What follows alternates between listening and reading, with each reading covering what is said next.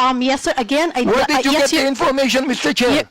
Your Honor, sana po mabasa ng buo yung aking... Do you want me to give you documents on that? Sir, I know what I posted, but I want the whole, the people here and the media to also see ano yung context ng aking isinulat para po maintindihan din nila at Ito na hindi yung lang context, maibase Mr. Chair. sa I do isang not, you do not statement even lamang. need to complete this. Kung gusto mo Sir, kumbituhin ko, yes, ito, Your Honor, I would okay. appreciate very much. I'm going to Mama. complete this now. Okay. Yes, noted po na, Tinatanong po kita kung may dokumento ka bang hawak, wala. tulad po ng sagot ko kanina, And Your Mr. Honor. You answer my question, Mr. Chairman. Yes, I'm trying to answer, Your Honor. Sandali po. Opo. Yes or no? Do you have the document? Under oath? Sir, like I said, Sandali, yes or no? Remember, I am just asking you if you have the document or not, under oath. of the family who Yeah. reported? Yeah. None, sir. Oh, none. It's on the, like I said, it's a... So none. You are accountable to the victims and you are accountable to us in the Quadcom. Pinasinungalingan mo kami. Pinasinungalingan mo ang mga victims. Now look, if you do not apologize right now, you listen. Yes, Your Honor. If you do not apologize, I am going to make a motion to hold you in contempt. Mag-isip kayo. Hindi lang sumusulat kayo kung anong gusto nyo isulat dyan. You're telling us, yung criminal forces, gusto kong sabihin ngayon, Mr. Chair, publicly, ikaw ang tanga. Okay po, tanga po ako, sir. My goodness.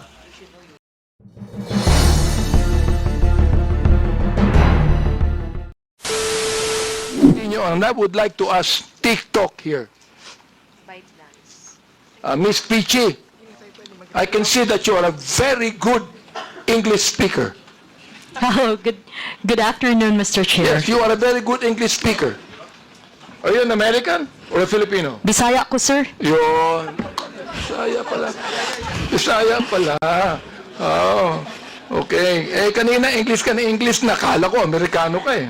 Mr. Diba? Chair, wa may makasabot og Bisaya diri. Gamay ra. Bisaya. Makasabot si Chairman Bisaya. Makasabot Yes, sir. siya si Bisaya. May hapon, sir. Kita mo? May hapon. Okay, Representative Ito, Abante. Mr. Chair, I'd like to ask you a question. Who owns TikTok? Mr. Chair, ByteDance is the parent company of TikTok. Who? ByteDance. ByteDance. Yes, Mr. Chair. Where is that located? What's the ByteDance- headquarters of ByteDance? I believe, Mr. Chair, the headquarters of ByteDance is in China. In China. Yes, Mr. Chair. ByteDance in China. I heard that ByteDance has connection with the Communist Party of China. Mr. Chair, no, that's not true, respectfully. So you have that information, it's not true. Mr. I have Chair, some that's correct. information, It's it's not true. true. Yes, it's not Meron true, ako Mr. Chair. information na totoo. I'm Na sorry, mayroong Mr. Chair. connection ang ByteDance sa People's Republic of China. Wala. No, Mr. Chair. The Chinese government This is... speech, Mr. Chair, no company in China can exist without any connection with the People's Republic of China. Communist Party of China. No company in China would ever exist without any connection with the Communist Party in China, Mr. Chair. Do you believe that? Mr. Chair, I'm happy to explain the ownership structure of ByteDance. 60% of ByteDance is owned by global investors, including General Atlantic, Susquehanna, and also SoftBank. Okay. The other 20%, Mr. Chair, is owned by ByteDance employees around the world, including in Southeast Asia.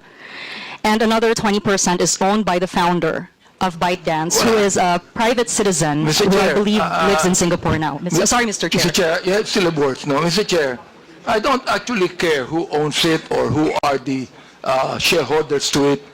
What I'm just telling you is that if that is a Chinese company, headquarters in China, no company in China could ever exist without any connection with the Communist Party in China. That is what I'm saying, and I'm not asking a question to you. Now, let me ask you a question now. Who is the Filipino counterpart that owns TikTok? Mr. Chair, there's no Filipino counterpart. No Filipino counterpart. Therefore, No, Mr. Chair. it is totally a foreign company. Mr. Chair, it is a company headquartered in Singapore and Los Angeles. So with that, Mr. Chair, it means that you do not have to pay taxes in the Philippines for that? Mr. Chair, we comply with all tax regulations that are imposed on us in this country. It means that the BIR has imposed some tax liability on you? Mr. Chair, we have the digital services tax, which will be in implementation, I think, within the year. I'm not quite sure, but we have the digital services tax. Can you Mr. Chair. give us a document stating that fact, Mr. Chair? Mr. Chair, we're happy to discuss this and provide more information. Mr. Chair, I'd like to make a motion that Ms. Pichi submit to us documentation on the payment of taxes of TikTok. Any second? Second, Mr. Chair. There's a motion. Motion is approved. Ms. Pichi, Mr. Chair, do TikTok allow gutter language? Mr. Chair, we strive to balance free expression with protecting user safety, Mr. Chair. Mr. Chair, is gutter language free expression? Let me ask you, are you a journalist or not? Mr. Chair, no. Okay, now, let me ask you now. Being just a human being and a man and a person that believes in decency, does TikTok allow gutter language? Mr. Chair, Yes or no? Mr. Chair, we allow various expressions on the platform, but we do restrict profanity for You restrict underage, profanity. yes, for underage users. And sir. what do you do when you restrict profanity? It is not allowed on the For You feed, Well, Mr. Chair. here is an example of profanity right there. Hindi ko nga kayang basahin eh. Yes, Mr. Chair. This is profanity. That is profanity right here. Oh. Papabasa ko sa DSP.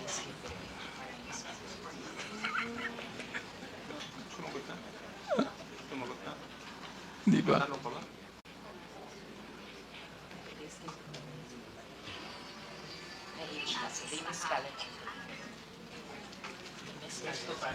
Oh. So you said that you do not allow, you restrict profanity, Mr. Chair. And this is profanity right there.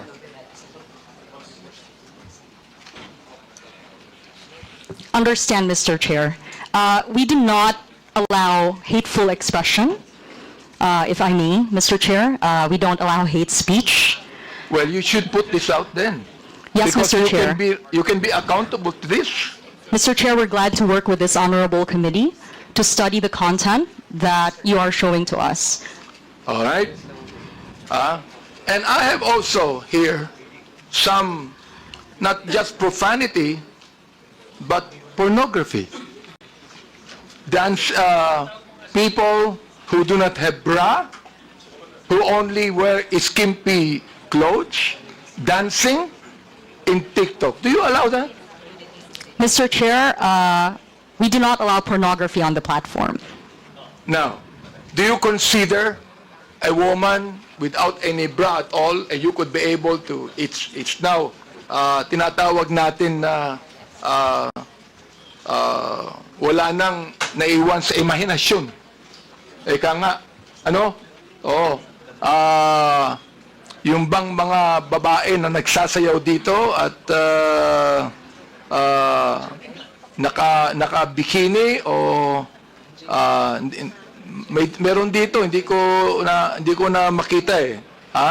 You said you don't allow that. Here, for example, this one here. Ayan. Oh. Nakikita yung breast niya. You don't allow that. That's pornography, am I right? Mr. Chair, we're happy to once again work with this honorable committee to study the content that you're presenting to us Well, I'm so glad. so that Mr. we can Chair. coordinate. I'm so glad. Oh, Kasi alam nyo, hindi ako sanay sa TikTok eh. Ngayon ko lang talaga tiningnan to maigi eh. Ha? Hindi. Ayan, tulad yan. How do you call this? Is that not pornography right there? Hindi naman, sexy lang eh. Sexy lang? Sexy lang. Sexy lang. Ha? Hindi. There's nothing left in the imagination dito eh. Meron naman. Wala na. Once you like a certain Please, mugawa siya. Onya. Pero I'd like to ask my colleagues if they're agreeing with me or they're agreeing with TikTok. Anyway, Mr. Chair, I'm so glad that you will be working with us on that, no? But we would like to please now tell TikTok, I think that they would be more decent in what they're trying to portray, no? understand, Mr. Chair. Thank you very Maraming much. salamat. Boses, no? Oo. Hindi, galing mag-English eh. Bisaya ko, sir. Bisaya pa. Okay. Now, another thing is this. I'd like to ask questions to MJ Kiambao, Miss Mary Jane Kiambao Reyes. Yes, sir. Yes, You Your made Honor. a statement when you were giving your statement that you base your blog on the truth, no? And that you are actually not biased. You are not pro Duterte. You are not pro Marcos. You said that. Am I right? Your Honor, yes, sir. Although I also said in that same statement that yes, I can be biased, but I don't go below the belt. But as far as being pro or anti-Marcos and Duterte, I always try to remain objective. Ms. Reyes, Yes, sir. I am Yes, the Your chairman Honor. of the Committee on Human Rights. Yes, Your Honor. I have records of EJK victims. And you made a statement, it says right here, to the International Criminal Court, global community and world media. Is this not a pro-Duterte statement? Can you please, sir, complete the whole No, not yet. Not yet. report? I'm going to complete this. I'm just referring to the first statement, to the International Criminal Court, global community and world media. It means that you want to tell that to the International Criminal Court. Am I right?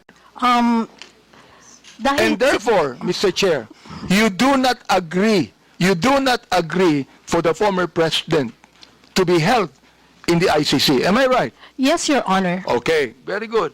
So therefore, you are pro Duterte. Don't tell me you are not. All right? Sir, can I, No. pwede po akong sumagot? Let me ask another question to you. Um, You said you need to see this. The so-called EJK victims under President Duterte, a massive hoax. Do you believe that, Mr. Chair? yes, sir. Again, Where did you yes, get the information, Mr. Chair? Your Honor, sana po mabasa ng buo yung aking... Do you want me to give you documents on that?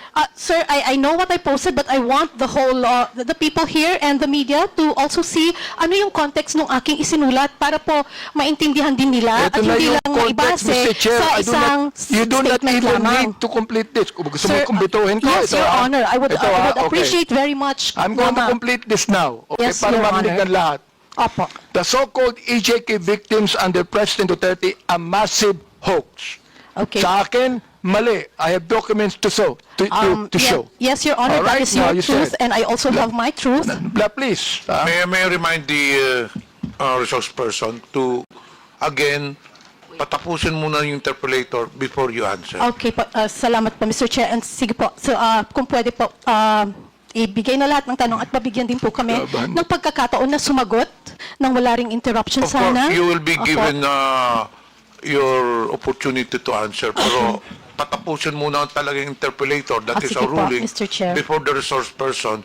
Wag po tayo magsapawan. Opo, Mr. Chair, maraming salamat.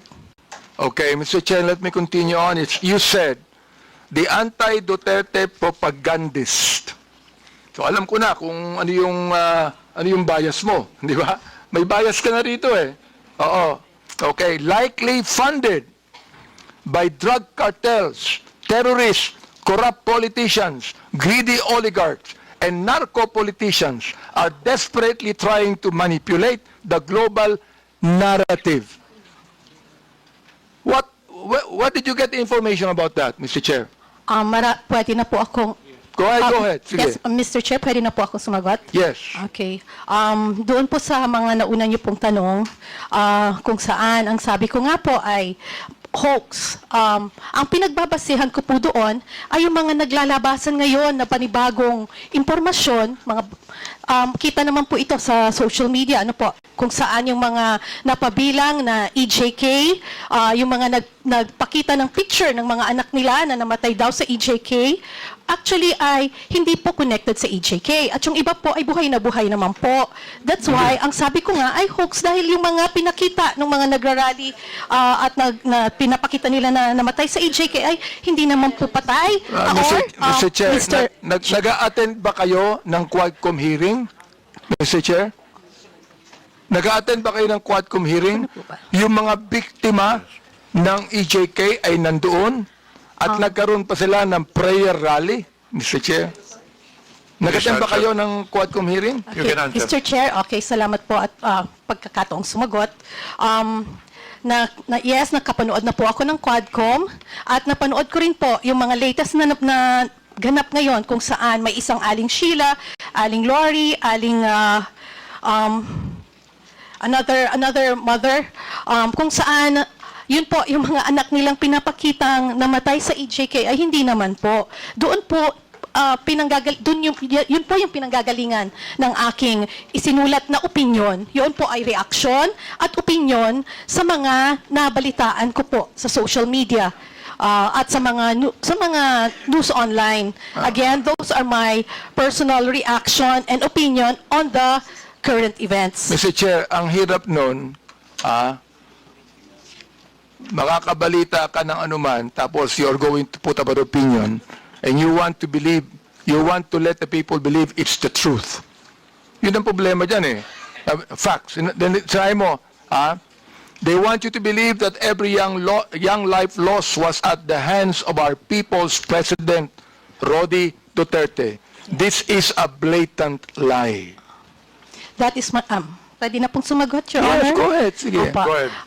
Again, that is my truth. Those are my opinion. And nakabase naman din po yan sa mga available information.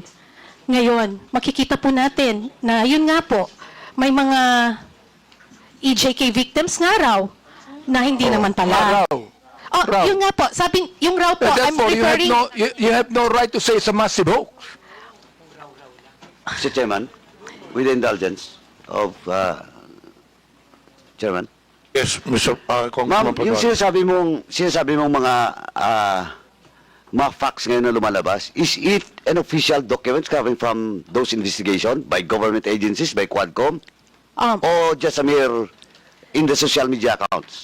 Sir, Your Honor, if I'm not mistaken, nasa newspaper na rin po yan. Sandali But po, of course, sandali po. nauna- Sandali. Nasa newspaper. Pero ang tinatanong ko po, anong source ng newspaper? Is it an official document or findings of the Human Rights Commission? I have Absolutely, ma'am, Yes, madam, Your Honor. absolutely not. Because during our hearing, the Quadcom, all those victims, yung mga families na nandun, was confirmed by Human Rights Commission. Okay, Your Honor, In fact, we have all the list. Your Honor, can I also answer now, kung pwede po? Okay. Lumabas po na may mga kapatid, yung mga biktima, na sila po mismo ang nagdi-deny doon sa mga ibinabalita ngayon Mr. Chair, Yes. Mr. Mr. Chair, Chairman. I'd like to interject for a while here while you're answering. Ang binabanggit mo, may nabalitaan ka? May nabalitaan ka? Oh. I mean, my goodness, if you would like to be a resource person here in this committee, kinakailangan, meron kang basis. Meron kang tunay na basis. Meron kang dokumento na masasabi. Sapagkat, Luka, ang Commission on Human Rights, for example, nag-imbestiga ng EJK at maraming nakita. Kami, in my Committee of Human Rights, marami kaming nakita. Oo. Samantalang ikaw, sinasabi mo, massive hoax ito. Wag naman, Mr. Chair. Oh, gusto kong maniwala sa statement mo kanina. Pero ngayon, itong statement na ito, hindi na maganda eh. Oh, nagsabi ka ba ng facts? Some of these so-called victims died years before or after Yes. Duterte's presidency. Where'd you get the information? Nasa balita po, Your Honor. Yung iba po ay namatay ngayong last year lang po, Madam, 2024. Mr. Chairman, Opo. Madam, sa Quadcom po, sa hearing namin, at it was confirmed by Human Rights Commission, lahat po na nakalista doon, under our records, was confirmed by Human Rights Commission. Wala po doon yung prior and after Wait, kuha kasi ako. ng Duterte's administration. And, Mr. Chairman, kindly, let me just remind that, sir, is he your counsel? No, sir. Oh. From the House of Representatives po siya. From the House? Nagpapapirma po. Sabi ko mamaya na kasi busy pa po tayo. Anyway, madam, Apo. ma'am, Yes, wala Your po Honor. eh. Now you're talking about those mga disclaimer ng family. Now, ang tanong ko po, is it documented, under oath? Do you have a document for that? Or just a mere media reports? Alin po, sir, yung tinatanong po ninyong documented or Hindi, media yung reports? sinasabi mo, na may mga families of victims na dineny, na-refute yung claims. Posted po ng mga Ayun nga ang kamag-anak problema, nila, posted and sa then, social opo, media. and Ang sinasabi ko, madam, baseless yan kasi based on our investigation and unless otherwise, you can have a document under oath that indeed a certain family of victims clarified and dispute that data. Okay po, Your Honor, noted po. Next noted? time. Yeah, noted Anong po noted? noted po na, Tinatanong po kita kung may dokumento ka bang hawak, wala. tulad po ng sagot ko kanina, And Your Mr. Honor. You answer my question, Mr. Chairman. Yes, I'm trying to answer, Your Honor. Sandali po. Apo. Yes or no? Do you have the document? Under oath? Sir, like I said, Andale, yes or no? Remember, I am just asking you if you have the document or not under oath. of the family who Yeah. reported? Yeah. None, sir. Oh, none. It's Oh. on the, like I said, it's a... So none.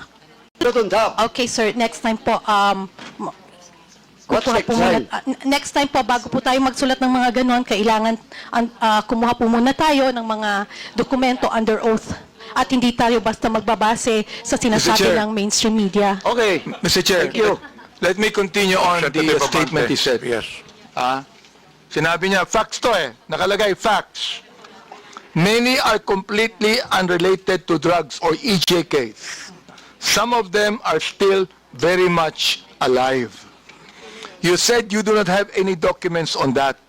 Now look, Miss MJ na lang po. Para hindi po Miss MJ, po. you are accountable to the victims and you are accountable to us in the Quadcom. Pinasinungalingan mo kami. Pinasinungalingan mo ang mga victims. Now look, if you do not apologize right now, you listen. Yes, Your Honor. If you do not apologize, I am going to make a motion to hold you in contempt. I apologize, sir. And tulad nga po ng sabi ko kanita, sa susunod po ay maghahanap na lang po muna tayo ng mga under Yun. oath. At Okay hindi daw, po ha? tayo magre-rely sa mga balita ng news. Salamat na. po. Okay po. Kaya Maliwanag fake news. Yun ang ibig sabihin non fake news. Ito, tutuloy ko Salamat din po, Your Honor. Ito sinabi nyo, ikaw, binanggit mo na ito and this is something that you should apologize also. Anong sabi mo? Do not let these criminal forces twist reality to turn a strong, decisive leader into a monster. Now let me ask you, who are these criminal forces? Ms. MJ, please answer. Okay. I have this, kasi tulad ng sabi ko, ito po ay mga reaction at opinion ko lamang. Well, therefore At, you apologize because this is okay not po, true. sir. Okay, sir. I apologize. Okay, Mr. Chair, this is the second time that Miss MJ has apologized. I hope that next time, kayong mga vloggers, wag kayong magbibigay ng opinion lang, impression ninyo. Ibigay niyo yung katotohanan, may dokumento kayo. Sapagkat meron kaming documents to show Naiinsulto ko, I am insulted with your statement.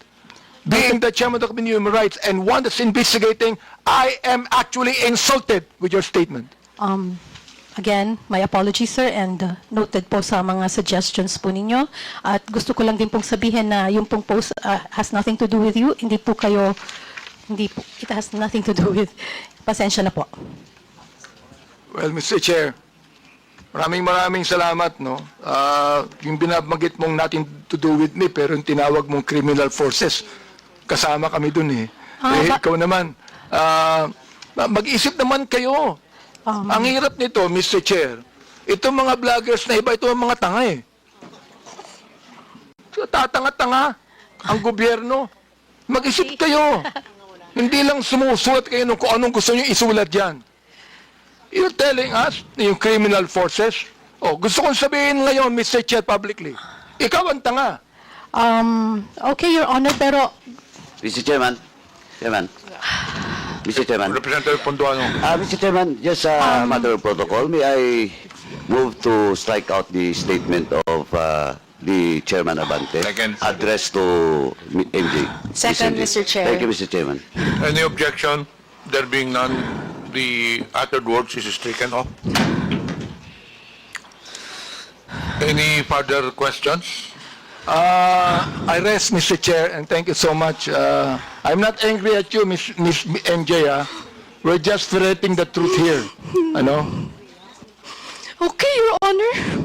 Pero again, hindi ko pa alam kung saan nyo po nakukuha yung idea nyo na kayo yung criminal forces. Hindi po. Anyway, again, Ikaw ang I sumulat, apologize. Mr. Chair. Okay po, sir. Ikaw ang My sumulat apologies. Yes, okay. My Sinulat apologies, mo sir. yun Okay po, tanga po ako, sir. My goodness.